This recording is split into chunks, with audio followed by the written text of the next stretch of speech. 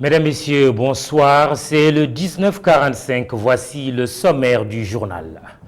Le procureur de la République rompt le silence sur les arrestations de Guy Marius Sagna et Adama Gaye, les délits de diffusion de fausses nouvelles et d'offense au chef de l'État retenus par le parquet. Hivernage, il n'y aura pas de délestage. Les assurances du directeur général de Sénélec, l'électricité était au menu de son déjeuner avec les journalistes. L'administration sénégalaise aux urgences quant à sa réforme. L'opération va coûter plus de 12 milliards de francs CFA. Le président Macky Sall a lancé ce matin le programme d'appui à la modernisation de l'administration PAMA. Les femmes et les enfants, principales victimes des réseaux sociaux. Notre invitée, Biti Loho Ndiaye, pour nous en parler. Elle coordonne la cellule genre du ministère de l'économie numérique. Bienvenue.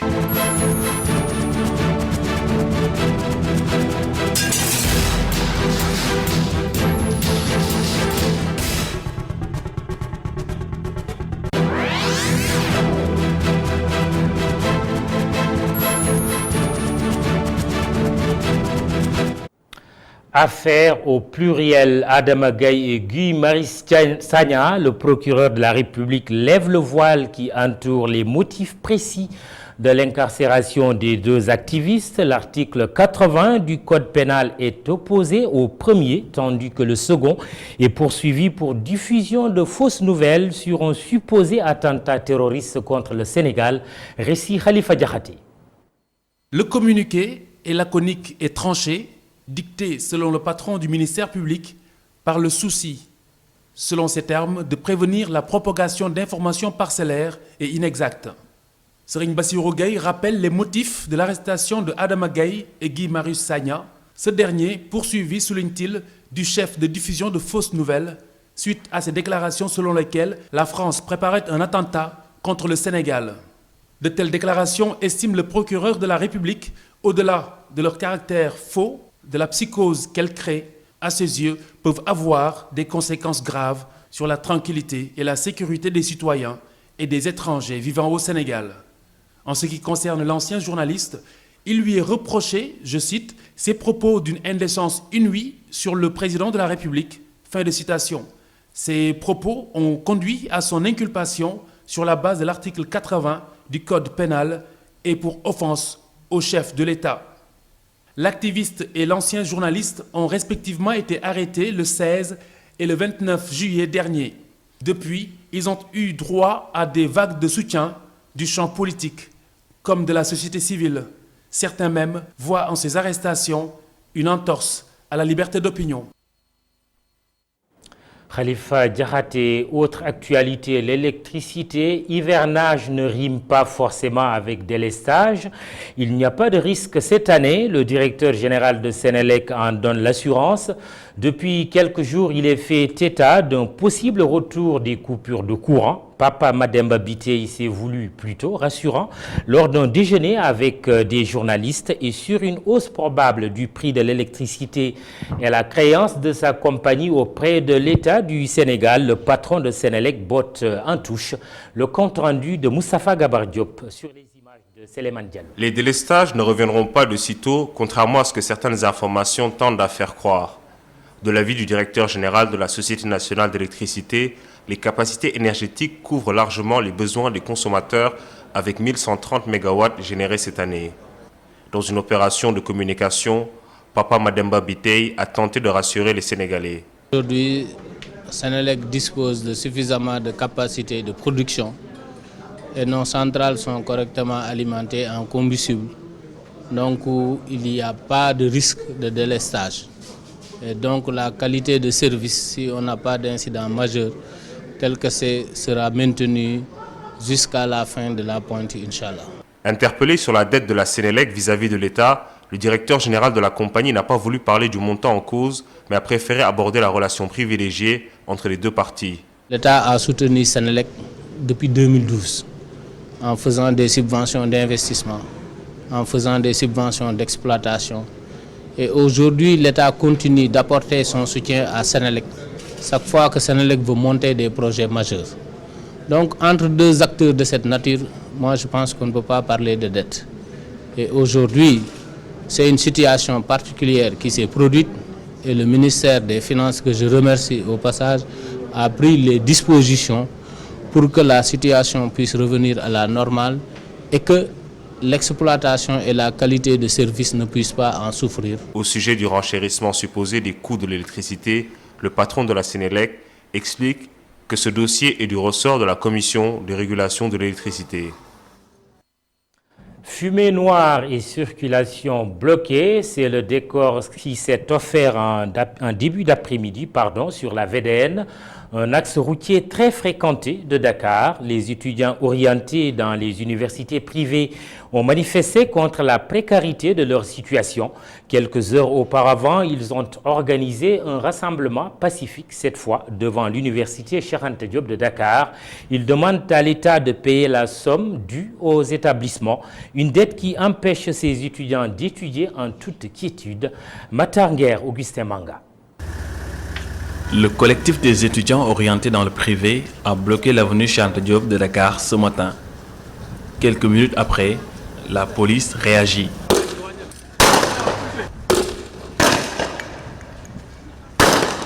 Le motif de la grève... Depuis 3 reprises, les directeurs d'école n'ont pas hésité de renvoyer les étudiants. Maintenant, on en a marre.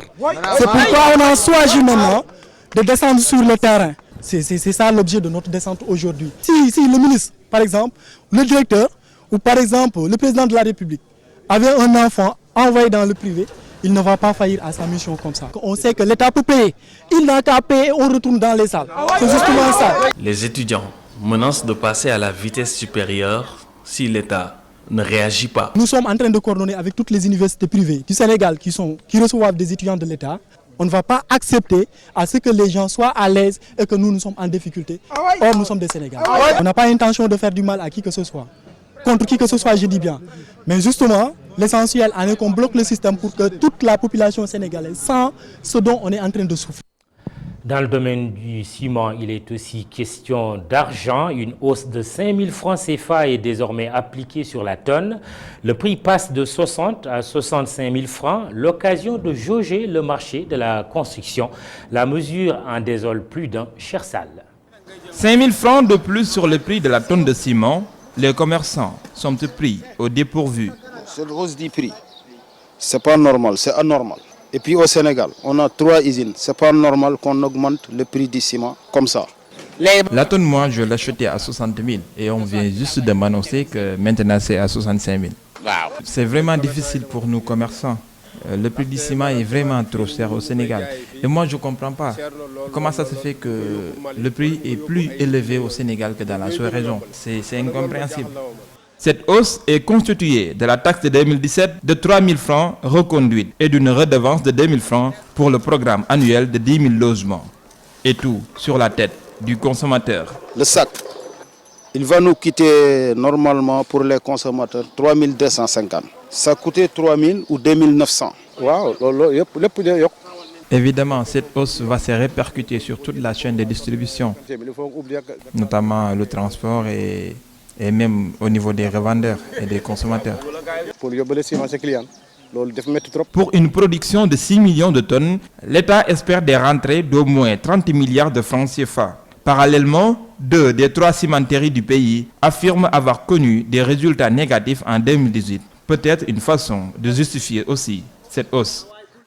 Le ciment construit quand Facebook détruit. Souvent, l'utilisation de ce réseau social se féminise de plus en plus. Plus de la moitié des femmes dans le monde fréquentent Facebook. Comme une conséquence de cette tendance, elles en sont également les grandes victimes. Insécurité, harcèlement et autres infractions subies. Les enfants n'en sont pas épargnés. Le ministère de l'économie numérique et des télécommunications se met en ordre de bataille. Écoutons son secrétaire général, Yoro Moussa Diallo. Les femmes, c'est les personnes qui utilisent le plus Internet dans le monde. Nous avons un chiffre assez éloquent parce que les études ont montré que 53% des femmes utilisent Internet, utilisent Facebook et 47% pour les hommes. Ceci démontre à souhait qu'il est capital de renforcer les capacités des femmes parce que ce sont les premières victimes des harcèlements, de la pornographie, de toutes sortes d'infractions qui sont commises à travers Internet. Et donc, c'est indispensable de renforcer la protection de ces femmes dans le cadre de l'utilisation d'Internet, mais également des enfants. Dans le cadre des infractions qui sont commises, nous avons une riposte. Les juridictions sont là. À chaque fois qu'une personne se sent concernée par un délit, à chaque fois qu'une personne est victime d'harcèlement ou bien d'autres infractions similaires, cette personne peut saisir les autorités judiciaires, cette personne peut saisir la police ou bien la gendarmerie pour voir son action, pour voir tout simplement l'infraction commise être réparée. La réforme de l'administration sénégalaise, elle, est plus que jamais nécessaire. Constat fait par son chef, qui en a également exprimé la volonté. Coût de l'opération chirurgicale, 12 milliards et demi de nos francs. Le président Macky Sall a lancé ce lundi le programme d'appui à la modernisation de l'administration PAMA. Le programme veut toucher l'organisation, la qualité des services et la gestion des ressources humaines. Diamniadio a abrité la cérémonie de ce matin. Babacar Touré avec Cheikhou Gaye. Doté d'un budget d'environ 12 milliards de francs CFA, le programme d'appui à la modernisation de l'administration vise principalement à mettre l'administration sénégalaise au service des usagers. Je voudrais donc réaffirmer ma forte volonté de bâtir avec vous, ensemble, cette administration proche des citoyens, une administration pragmatique, dont l'organisation, je l'ai rappelé, doit être repensée pour favoriser l'implémentation rapide des projets et investissements dans tous les secteurs essentiels à l'amélioration de la qualité de vie de nos populations. Pour atteindre ces objectifs, le chef de l'État insiste sur la nécessité d'avoir des agents de qualité. Une telle volonté guide ma décision de faire procéder désormais à la formation de nouvelles recrues de l'administration avant leur recrutement définitif. Il s'agira de leur inculquer la culture de l'État, la culture de l'éthique et de la déontologie. Ces recrues seront initiées aux fondamentaux de l'administration. Aussi, le président de la République n'a pas manqué d'évoquer l'épineuse question de l'optimisation des ressources de l'État. Et de 2012 à maintenant, l'État a dépensé plus de 307 milliards de francs CFA pour l'achat de véhicules. Alors, on ne parle pas des entretiens, ni de la consommation. Alors tout cela montre que, en fait, le but de l'administration n'est pas de s'occuper d'elle-même et de mettre autant de ressources pour son fonctionnement. On doit pouvoir optimiser le fonctionnement en modernisant nos moyens d'intervention. Bâtir une administration de son temps, tel est l'objectif ultime que le chef de l'État assigne à ce programme. Pour le réussir, il a exhorté toutes les parties prenantes à se mobiliser et à s'investir pleinement pour qu'au terme de la mise en œuvre, les objectifs du programme soient atteints. Environnement et développement durable, la journée nationale de l'arbre hier dimanche dans la région de Louga, le geste symbolique du ministre Abdou Karim Sall plantant un arbre suivi de plusieurs autres aux abords de Lompoul. Nous l'écoutons. Il est attendu plus de 50 000 emplois verts d'ici 2024. En effet, c'est par des efforts conjugués, adossés à l'intégration de l'arbre à toutes les orientations politiques et économiques, que nous pouvons faire reculer la pauvreté, améliorer la productivité agricole, garantir la sécurité alimentaire, l'approvisionnement énergétique et promouvoir notre émergence. C'est ce qui justifie d'ailleurs le thème choisi cette année pour couvrir la campagne nationale de reboisement, la place de l'arbre dans les planifications stratégiques. Et puis notez que l'écologiste Ali El Haïdar a été récemment porté à la tête de l'Agence sénégalaise de la reforestation et de la Grande Muraille Verte.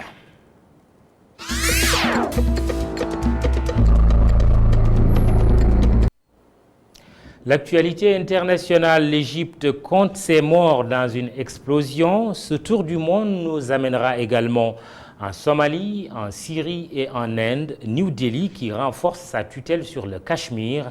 Amago Robernian. En Égypte, au moins 20 personnes ont été tuées et une cinquantaine blessées dans une explosion dans la nuit de dimanche à lundi au Caire. Une voiture chargée d'explosifs a percuté des véhicules. Les autorités égyptiennes ont dans un premier temps expliqué que l'explosion était la conséquence d'un accident de la circulation. Le président égyptien, quant à lui, parle d'un acte terroriste. Le ministère de l'Intérieur a précisé dans la journée que la voiture accidentée transportait des explosifs et devait servir à une opération terroriste. Abdel Fattah al-Sisi a présenté sur les réseaux sociaux ses condoléances au peuple égyptien et aux familles des victimes.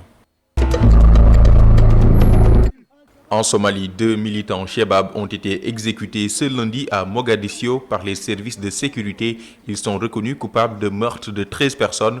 Les faits remontent au mois de décembre dernier. Un double attentat avait fait 13 morts et une dizaine de blessés dans la capitale somalienne. Il a été revendiqué par les Chebab. Ils avaient déclaré avoir visé un point de contrôle sécuritaire qui protégeait le palais présidentiel. En Syrie, reprise des opérations militaires du régime contre la région d'Idlib, 4 jours seulement après l'annonce par Damas d'une trêve après 3 mois de bombardement. La suspension des frappes était tributaire d'un accord de désescalade conclu entre la Russie et la Turquie. L'offensive menée dans le nord-ouest du pays de l'armée syrienne soutenue par la Russie a fait au moins 400 morts parmi la population civile et déplacé plus de 440 000 personnes en 3 mois d'après les chiffres des Nations Unies. Inde, New Delhi renforce encore un peu plus sa tutelle sur le Cachemire. Ce lundi, le gouvernement indien annonce devant les parlementaires la révocation de l'autonomie du Cachemire, un État situé à la frontière du Pakistan et revendiqué par ce pays. Une décision qui ravive les tensions déjà très fortes dans cette région hautement militarisée. Les autorités ont déployé 80 000 forces paramilitaires supplémentaires dans la région. Sur Twitter, l'ancienne ministre en chef de l'État s'est insurgée contre la politique de New Delhi et contre l'oppression, dit-elle, d'une ampleur inimaginable. Comme d'autres responsables cachemiris, elle se retrouve aujourd'hui assignée à résidence par les autorités indiennes. Pour rappel, depuis 1989, le Cachemire indien est en proie à une rébellion séparatiste qui a fait plus de 70 000 morts.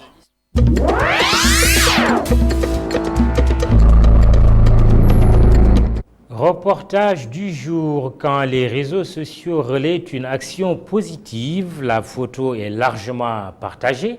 Cela se passe à la cité millionnaire à Grand Yoff. ITV peut vous attester de la réalité de l'image. Des jeunes ont transformé ce qui était un garage avec une rare anarchie en un jardin public. Une initiative citoyenne très appréciée. Reportage Oumar Khan, Seleman Diallo. Avant, c'était comme ça. Mais ça, c'était avant. Aujourd'hui, voilà à quoi ressemblent les lieux. Un travail des jeunes de Grand Yoff avec la mairie et quelques partenaires. Il y avait une concentration de voitures indescriptible qui avait anarchiquement occupé la voie publique, ce qui était justement en contradiction avec les bonnes règles justement de l'amélioration des cadres de vie. On a initié justement un week-end qu'on a appelé les 72 heures de Grand Yoff. Et durant ces 72 heures, on a déroulé un certain nombre d'activités qui nous ont permis d'en arriver à ces résultats-là. C'est-à-dire que le vendredi dernier, on a fait la formation d'une trentaine de jeunes de Grand Yoff dans les techniques de séquestration des déchets plastiques. Cette formation qui nous a permis, dans la pratique, d'avoir ce magnifique jardin que vous venez de voir là. Et ce sont des jeunes de Grand Yoff qui ont été initiés par le PCET, qui l'ont réalisé en collaboration avec un autre partenaire qui s'appelle JVE, les jeunes volontaires de l'environnement. Maintenant, le samedi, la mairie a mobilisé les moyens, les gros engins, et on a fait ce qu'on appelle le désencombrement de la voie. C'est-à-dire tout ce qui était épave et qui se trouvait sur cet axe a été directement amené à la fourrière. Et pour ceux qui étaient des garages qui étaient là, tous les occupants ont reçu des sommations dans les délais requis par la loi et ils ont quitté les lieux à temps pour nous permettre de faire justement ces aménagements-là. Un travail magnifié par les riverains. Nous sommes contentes parce que nous avons duré ici, mais on n'a jamais vu ça. Comme tous nos enfants, on sont concertés entre eux et on parlait. et réfectionner tout notre quartier, surtout notre boulevard là. Nous sommes contents. Nous sommes contents. Ça c'est bien préparé. Les jeunes ont bien déménagé. C'était malsain. Maintenant, tout est propre. Nous sommes contents. Ça embellit le quartier aussi. Ça permet aux gens de pouvoir venir sans être embarrassés, quoi, avec les voitures et tout, quoi.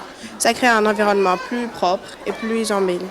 Si ces dames sont aux anges, ce chauffeur de taxi lui pense que ceux qui ont fait le travail ont péché dans la manière. Ces enfants qui travaillent ici, il y avait des enfants à qui ils ont des femmes.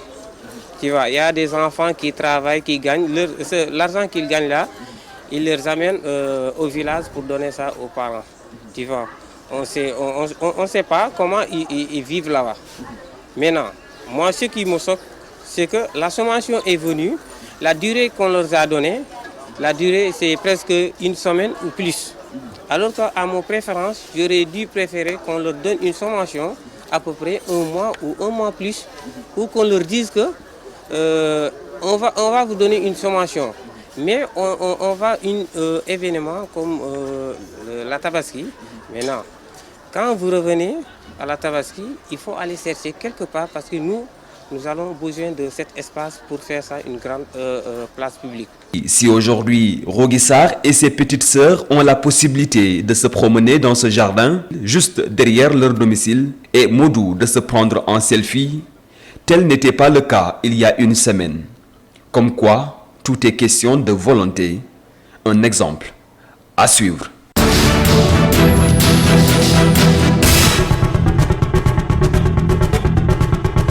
Et on se retrouve dans la salle de rédaction pour recevoir notre invité, Biti Lokhondiaye. Bonjour.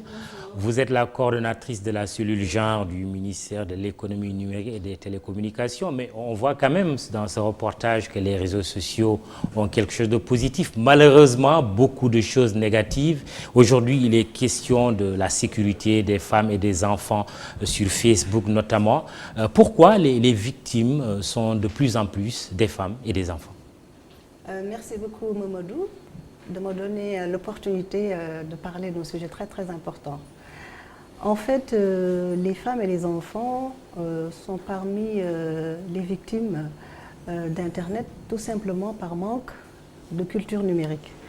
Donc il y a beaucoup d'enfants, de femmes qui vont sur Internet seulement parce que c'est la mode, mais qui n'ont pas été par ailleurs formés sur comment utiliser les réseaux sociaux. Il y a des outils technologiques, il y a beaucoup de choses à savoir sur la confidentialité, sur les questions de signalement, sur comment se protéger. Et les gens n'ont pas forcément cette culture-là et ces outils. Donc ce qui fait que de manière, je veux dire, assez naïve, ils vont avoir des comportements qui vont les exposer. Généralement, les enfants, déjà les parents ne savent pas, par exemple, qu'à partir de 13 ans, un enfant n'a pas le droit d'aller sur Facebook. Malheureusement, on lui achète un téléphone, parfois même un smartphone, parce qu'ici, il est question de la responsabilité des parents. Effectivement, une responsabilité qui doit être engagée. Et pour cela, il faut vraiment s'informer. En tout cas, les géants de l'Internet comme Facebook ont vraiment mis en place un certain nombre de dispositifs protégeant nos enfants. Et si vous allez sur Internet pour vous informer, qu'est-ce que je dois faire pour protéger mon enfant, vous allez avoir en tout cas des informations. Il y a l'Union internationale des télécommunications qui a mis en place également des guides pour les parents, les éducateurs, etc., pour mieux protéger nos enfants sur Internet. Donc on a besoin en tout cas de renforcer cette culture numérique, aussi bien pour les parents, pour les enfants et pour les femmes. Mais concrètement, comment cela se passe?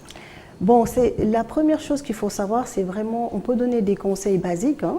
Aujourd'hui, des enfants, il y a des sites pour des enfants. Donc les enfants ne doivent pas aller naviguer sur des sites pour adultes. Il y a par exemple YouTube Kids, il y a des gens qui ne savent pas qu'il y a ça. Par exemple, aujourd'hui, c'est vrai, c'est bon de partager vraiment, mais il ne faut pas tout aussi partager sur Facebook. Quand vous publiez, ce ne doit pas être un acte rapide, vous devez vous réfléchir. Qu'est-ce que je suis en train de publier? Quel en sera l'impact? Il ne faut pas aussi partager ses données personnelles parce que tout part de là. des informations sur votre numéro de téléphone, sur votre adresse, sur votre vie privée. Donc les personnes malveillantes passent par ces données-là que vous partagez pour pouvoir vous faire du mal. Donc en tout cas, c'est ces précautions-là qu'il faut faire.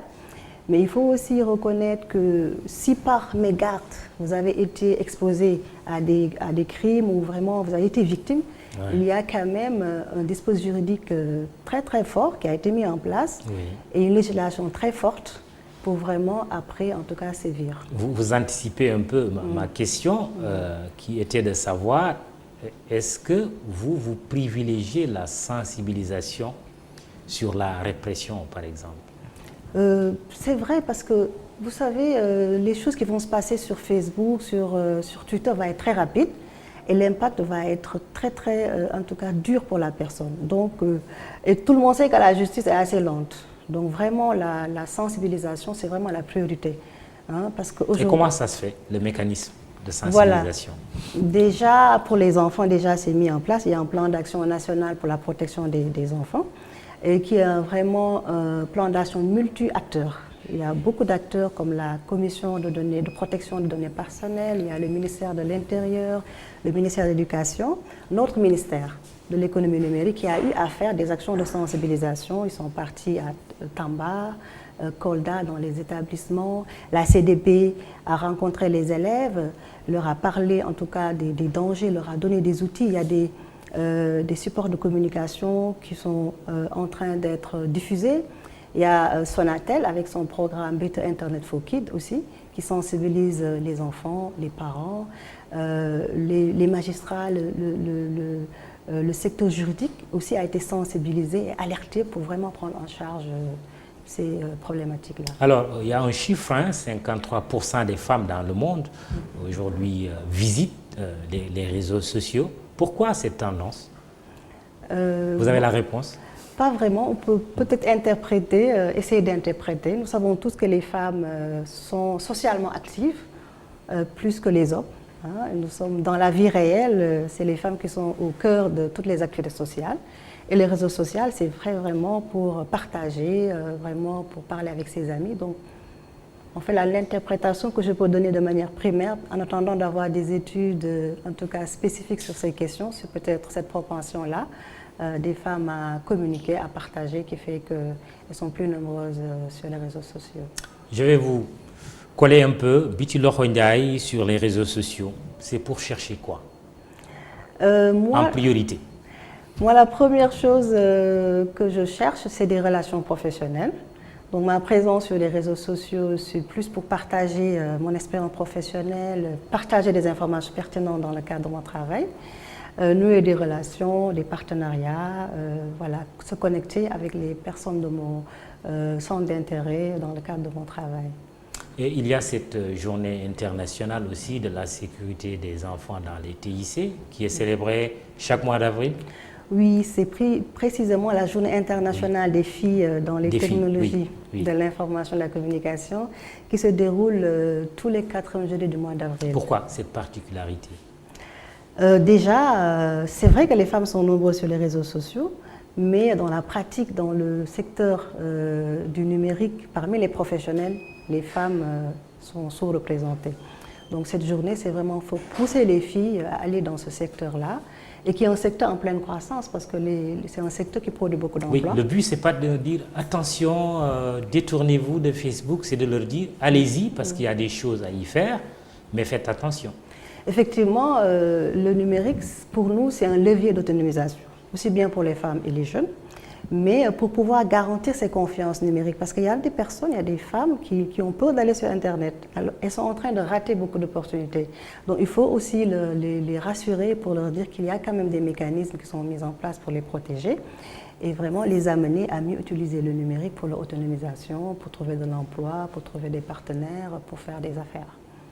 Ben, la prochaine fois qu'on reparlera de ce sujet, j'espère que ce sera avec des résultats concrets, allant dans le sens de diminuer un peu ces dangers auxquels sont exposés les femmes et les enfants dans les réseaux sociaux. Tout à fait, parce que toujours dans le cadre de nos activités, nous avons une rencontre qui se tient demain pour pouvoir mettre en œuvre un plan d'action prioritaire pour mieux sécuriser les femmes et les enfants.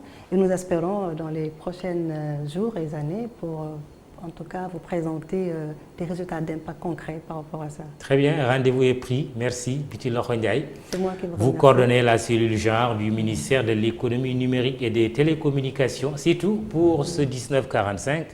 Merci de nous avoir regardé. Notez le rendez-vous juste après hier avec Sophia. Excellente soirée.